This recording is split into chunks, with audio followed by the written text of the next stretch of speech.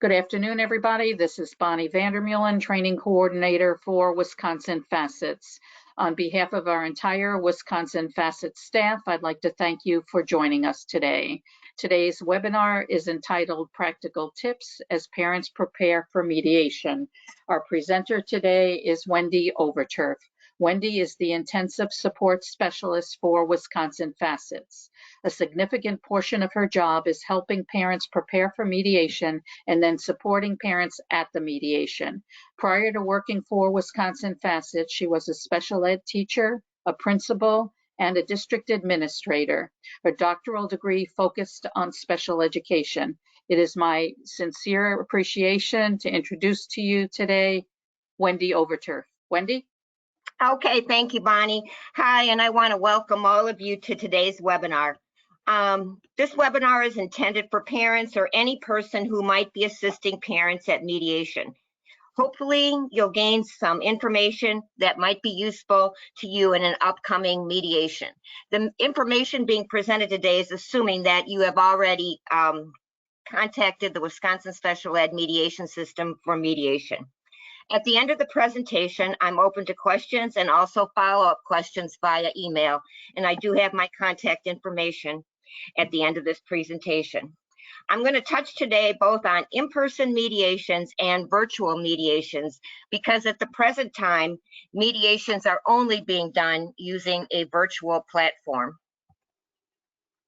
As I said, this is for parents who have already contacted the Wisconsin Special Education Mediation System and have reached an agreement with their school district to enter into mediation. This information and tips, while not any kind of legal advice, they're based on my participation supporting families at over 75 mediations in the past 7 years. So first of all, I want to congratulate you for taking this step to help resolve your issues with your school district. Some of the information that I'm going to present today, because I've not worked with every mediator in the system, it may vary from mediator to mediator and depending on the issue that you're in mediation about. However, it's my belief that most of the information will be applicable to most mediations. So after the school district and the parents have agreed to mediation, each party submits several names of potential mediators.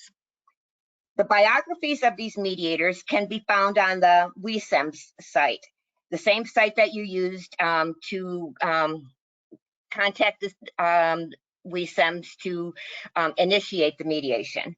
Remember that mediators are impartial. So past experiences might be a consideration as you're looking at their biographies. Sometimes parents like to choose a person who indicates that he or she has a child with a disability, but so that's a matter of your preference. However, the district also gets to nominate several mediators, and it's hoped that between the district and the parents that there might be a common one on the list. If not, the WeSEMS coordinator might become involved to help resolve the issue and pick the mediator. So after the mediator is determined and agreed upon by the district and the parents, the process is turned over to the mediator and WeSEMS is no longer involved in the process. The mediator then will initially be in contact with both parties to schedule a mutual date, time, and location. That's if the mediation would be in person, which it is not right now for the mediation. If it is in person, which hopefully we'll get back to, the district or the parent might request to have the mediation at a neutral site. Whatever location is used, the mediator will request that there'll be an additional room in case parties need to separate and caucus, which I will discuss at more later on in the presentation. I will also talk a little bit later about how caucuses are conducted in a virtual setting. Most mediators set a 4-hour time frame, although that may not be needed. Also, an additional date can be established at the mediation session if the parties feel that additional time might help them reach an agreement.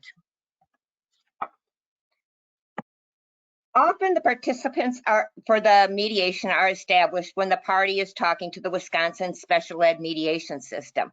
If not, those will be decided when the mediator is in contact with the district and the parents. By statute, each party is allowed 2 participants. It's purposely kept small so discussions can be more focused.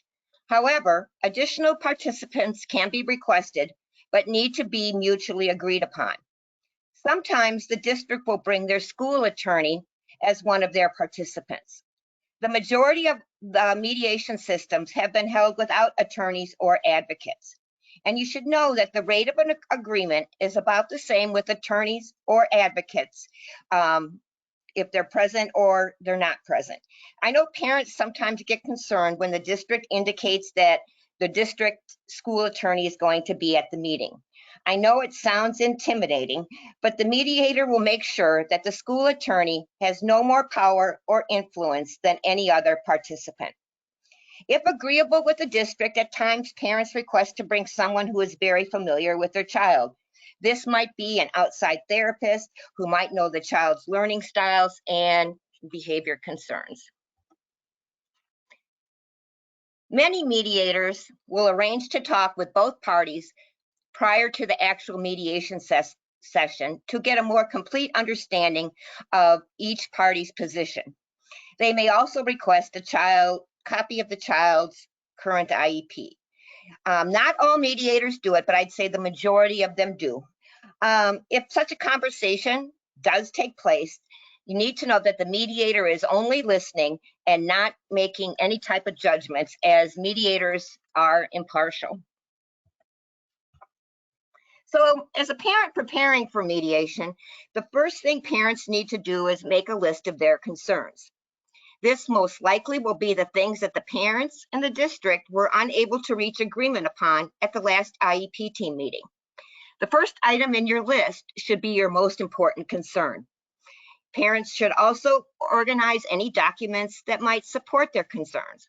For example, those might be school evaluations, your child's current IEP, any private assessments that you might have had done, your IEP progress notes, discipline records, report cards, notes or emails from teachers. Now, this is just a suggested list. You don't need to, depending on your issue, you don't need to have them all, but anything that might support your concern, it's good to have those available. So next to each concern, the parents should make a note of possible resolution options. So what might be the best outcome? What might you, as a parent, be willing to accept as a resolution, since mediation is a give and take process? Parents should also anticipate questions that the school might have or information on what they might need clarification on. For example, do they need any information about any new medications? Are you seeing the same thing at home? What works for the parents at home?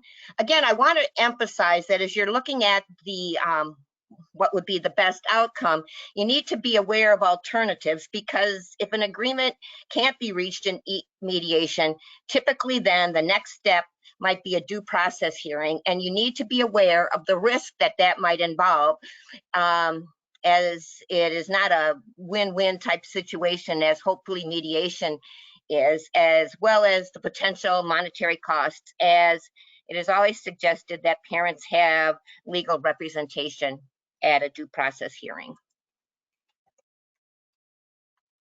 And I have covered that slide about what you might anticipate, so I'm going to move on to the next. So this is talking about if we're in an in-person mediation. On the day of, if it was in person, on the day of mediation, try and arrive a bit early so that you can get settled and organized. It's a good thing to bring a drink and perhaps a snack. Some districts, if it's going to be going through the lunch hour, have ordered lunch, but you can't count on that.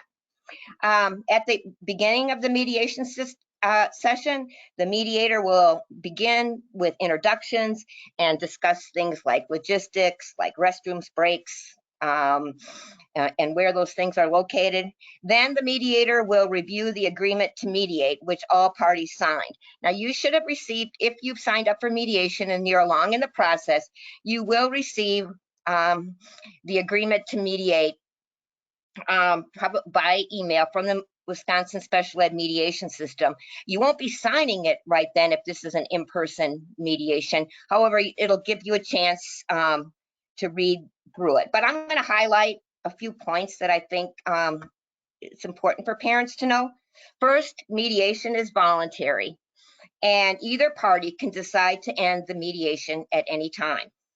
The mediator can also end it if it is felt that it's not going anywhere and it's not productive and is not going to result in an agreement, though I have to say that this is seldom done.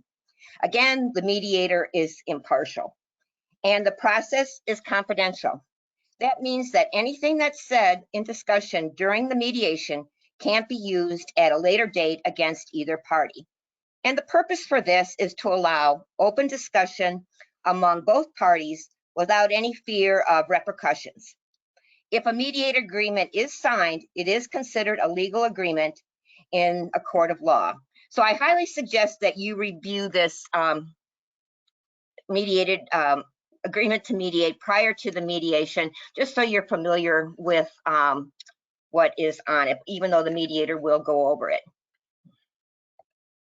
So now we're talking about how we're doing mediations in the COVID age, and those are virtual. So due to COVID precautions, all mediations are being conducted virtually.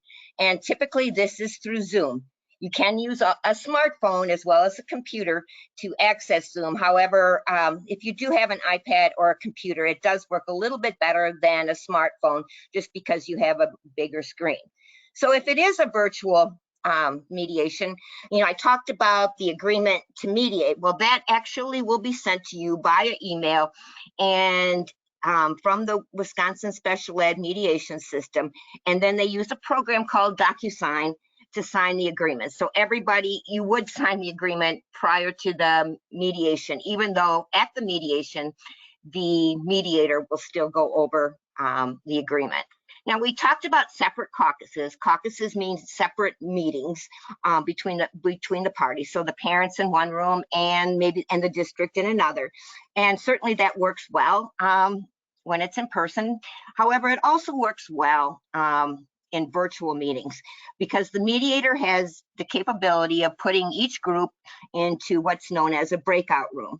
And so that the mediator can talk with the parents separately, or the parents can just talk among themselves separately, and the same for the district. And I have to say that that's all I've done this year is virtual mediations, and the process and the format has worked quite well. So if you're a little bit haven't used Zoom or not that not that familiar with the technology, I have to say that most mediators will help walk you through it so that you're able to participate. And that would be something perhaps that as you have your initial conversation with the mediator, that you express some of your concerns if you feel that you're not quite understanding how you would use the technology. So at the mediation itself, it doesn't matter whether or not it's in person or virtual.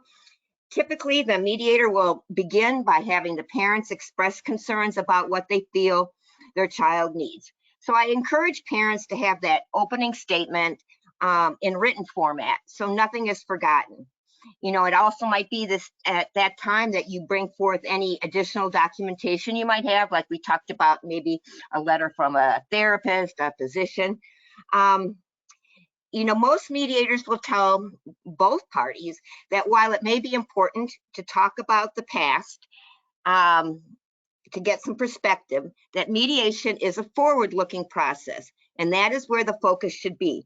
And I know that can be very difficult for parents, especially when they believe that things have not been going well, because certainly they're concerned about their child. However, I have been in numerous mediations where the mediator will intervene if the parents are focusing too much on the past, and ask that the discussion be focused on the future and what they would like to see happen in the future. It is also suggested, and not just by me, but by people that have written about successful mediations, that parents focus on their interests rather than their positions. So positions are like defined outcomes. Interests are informed by concerns, and I'm going to give you an example. So one common thing for mediation that is parents feel that their child needs, their parents' position is that they feel that their child needs a one-on-one full-time aide. But the interest would be is their parents feel that their daughter can't use the bathroom independently and has to wait a long time to get someone to assist her, causing her to have frequent accidents. So you're telling them why you think they need a full-time aide, what's not working, instead of going to the solution right away.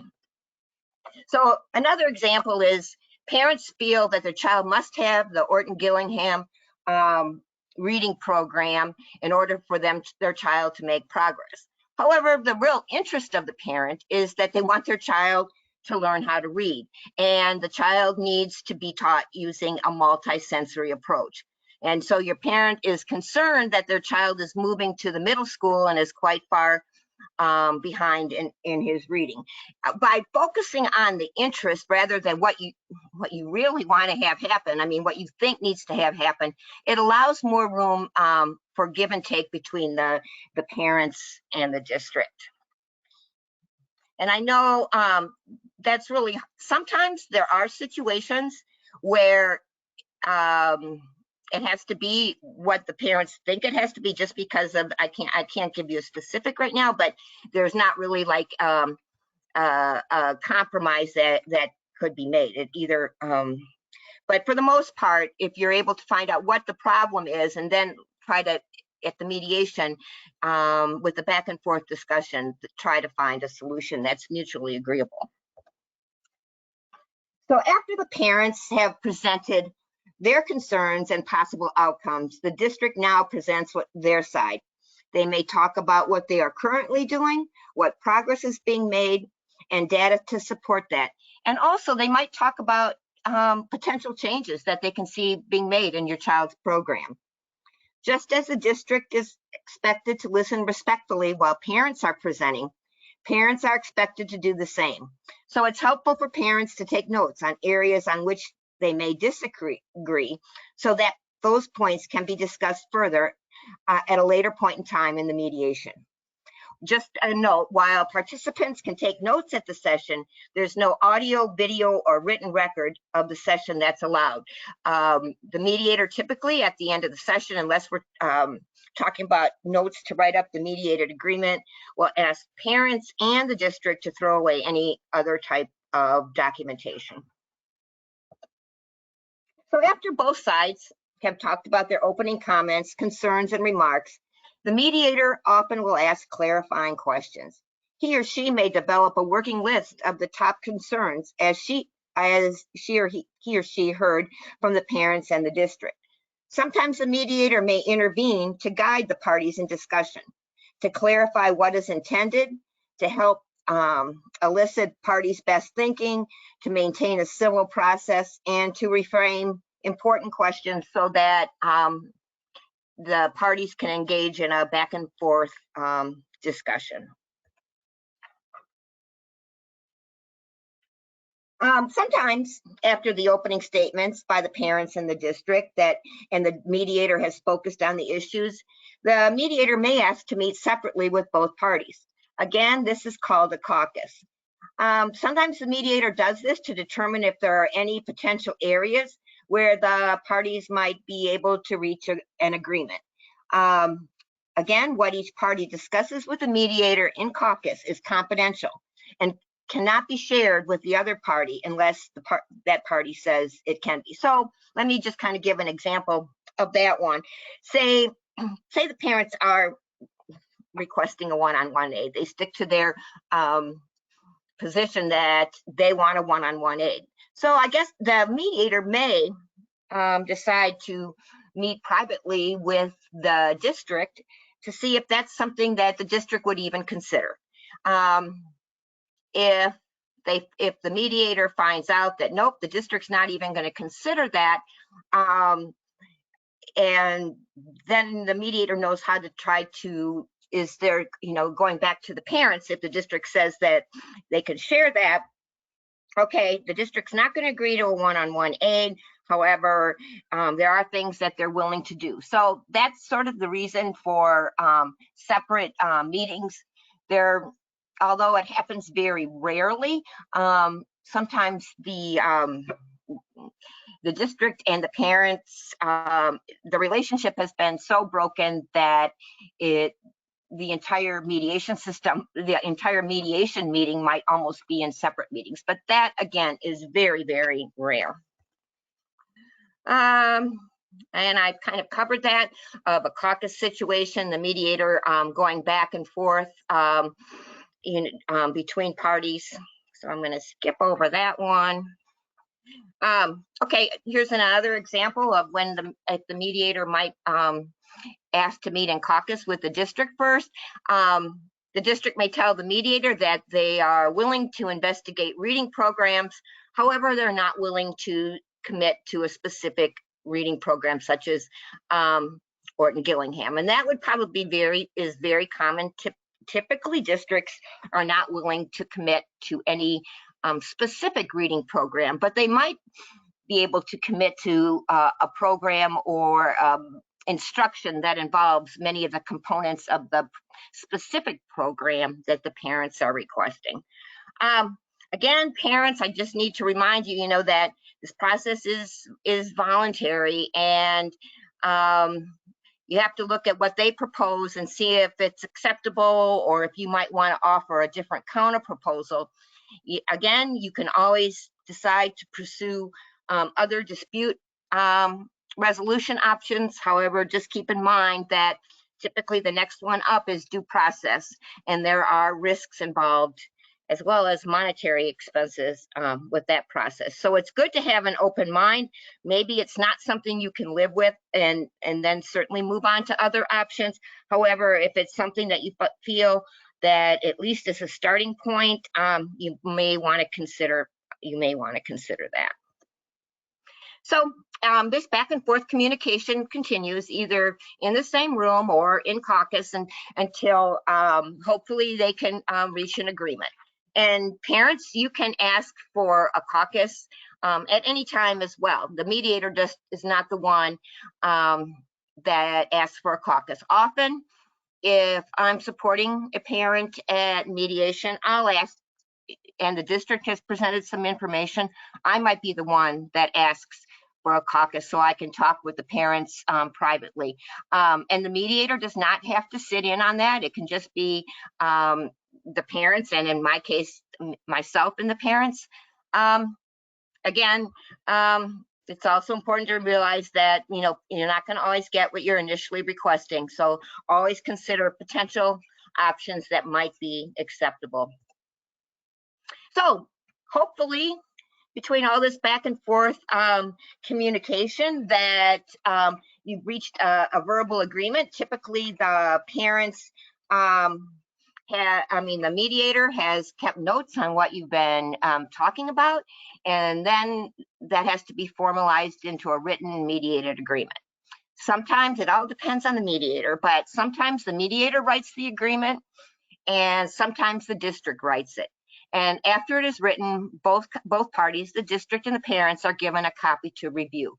I have to say, sometimes that doesn't happen on the same day as the mediation. It might, if the district or the mediator might write the agreement after the meeting. I mean, in a timely fashion, like, that afternoon yet, or else the next morning for parents to review. So it's not always done the same way, but just to let you know that. So let's say parents signed the agreement and the district signed the agreement. There's different ways that of formalizing some of the components of the mediated agreement into the IEP.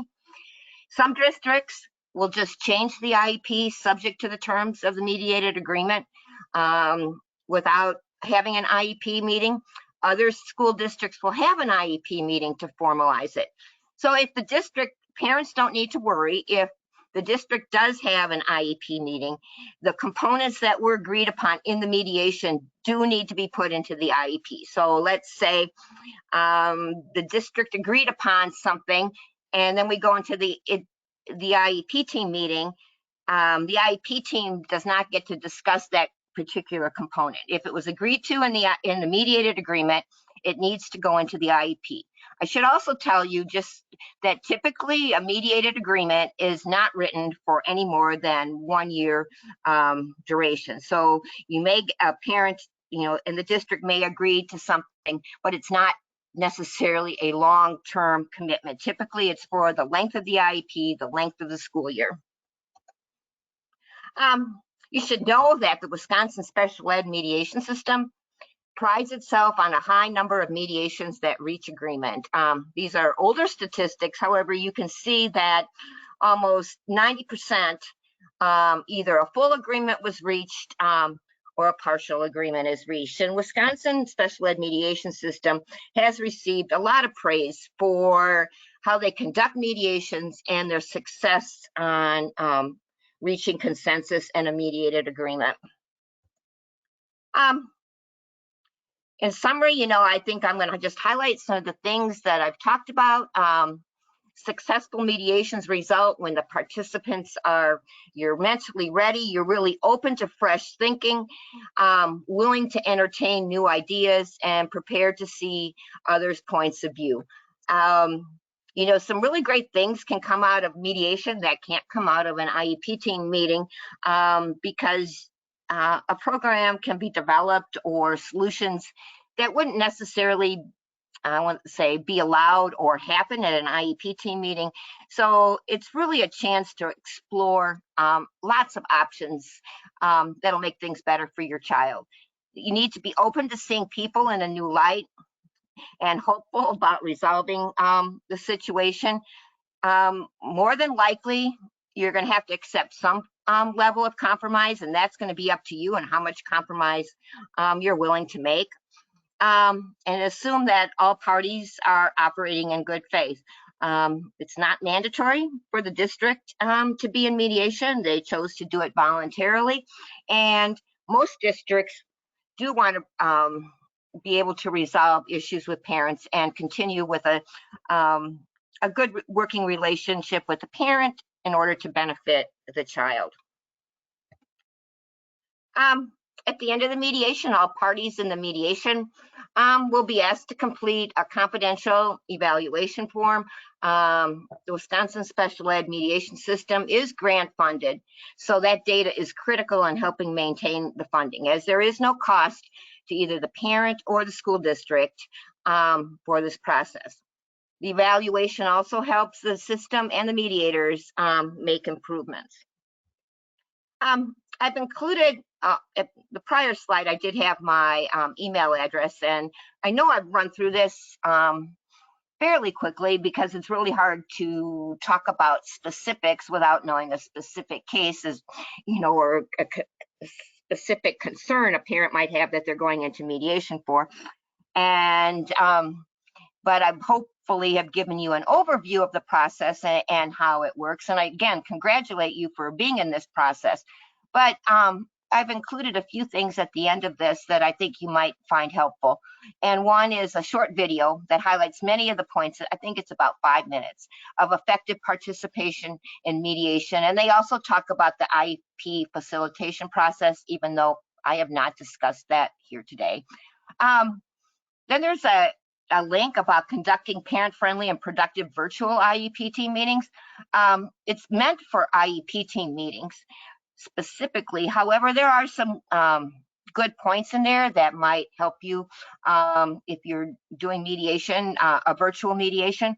And then again, there's an idea, Individuals with Disabilities Act, Special Education Mediation Guide for Parents, which has additional information, a lot of additional information, but also some short videos on the mediation process. So with that, Bonnie, it's kind of a summary of how the process works and how the parents can prepare. So I guess I'm certainly open to any questions. We do have one question, Wendy. What happens if a parent is not happy with a particular mediator? Can they ask for a different one, or do they have to go through the whole process over again? That has happened on occasion, and then I would suggest that they contact, her name is Gia right now, at who they contacted originally for mediation at the Wisconsin Special Ed Mediation System, and say, hey, this is not working for us, our family. I feel the mediator is biased, and then she typically will enter into conversation with the school district to see if they can choose a different mediator. Okay, and we have one other question for you. On one of the slides, it talks about risks involved as related to due process. Can you talk more about what those risks are? And it said you did mention cost as one, but if you can let us know if there are any others. Yeah, okay, so mediation is supposed to be a win-win compromising process that both parties have some kind of input into the solution. Whereas due process, and I should say due process is not, first of all, we don't have a lot in the state. There maybe was 2 last year. Due process is where a judge determines what the outcome is. They'll listen to testimony from, it's kind of like a court.